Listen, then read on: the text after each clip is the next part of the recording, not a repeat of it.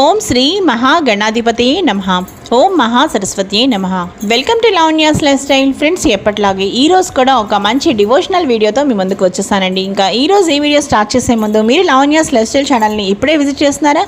అయితే ఆలస్యం చేయకుండా లావణ్యాస్ లైఫ్ స్టైల్ ఛానల్లోకి వెళ్ళి అక్కడున్న వీడియోస్ అన్నీ మీరు బాగా వాచ్ చేయండి. ఇంకా వీడియోస్ మీ అందరికీ బాగా నచ్చినట్లయితే తప్పకుండా వీడియోస్ని లైక్ చేయండి, షేర్ చేయండి. అలాగే లావణ్యాస్ లైఫ్ స్టైల్ ఛానల్ని సబ్స్క్రైబ్ చేయడం మాత్రం మీరు మర్చిపోకండి. ఈరోజు మనం ఈ వీడియో ఏంటో చూసేద్దాం పదండి ఫ్రెండ్స్. వినాయక చవితి రోజు మనం పూజించే వినాయకుని విగ్రహం ఏ విధంగా ఉండాలి ఇప్పుడు మనం చూసేద్దాం. వినాయక విగ్రహం గురించి ముఖ్యమైన విషయాలు: కుడి చేతిలో అభయహస్తం, ఎడమ చేతిలో లడ్డు. ఇక వినాయకుని తొండం ఎడమ వైపుకు తిరిగి ఉండాలి. ఇక సింహాసనం మీద కూర్చుని ఉన్న గణపతి అంటే సింహాసనం మీద అధిష్టానమై ఉన్న ఆ గణపతినే మనం పూజించాలి.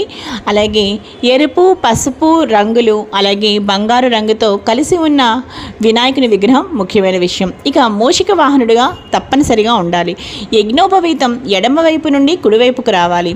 ఇక వినాయకుని చేతిలో అంకుశం ఎడమ చేతిలో ఉండాలి. ఇక పాసం కుడి చేతిలో ఉండాలి. ఏకదంతుడై ఉండాలి. తెలుసుకున్నారు కదండి వినాయక చవితిని పూజా విగ్రహం ఏ విధంగా ఉండాలో. ఇక ఈరోజు ఈ వీడియో మీ అందరికీ బాగా నచ్చింది అనుకుంటున్నాను. ఇంకా ఈ వీడియో మీ అందరికీ బాగా నచ్చితే తప్పకుండా వీడియోని లైక్ చేయండి, షేర్ చేయండి. అలాగే లావణ్యాస్ లైఫ్ స్టైల్ ఛానల్ని సబ్స్క్రైబ్ చేయడం మాత్రం మీరు మర్చిపోకండి. మరో మంచి వీడియోతో కలుస్తాను. Keep on watching Lavanya's life style.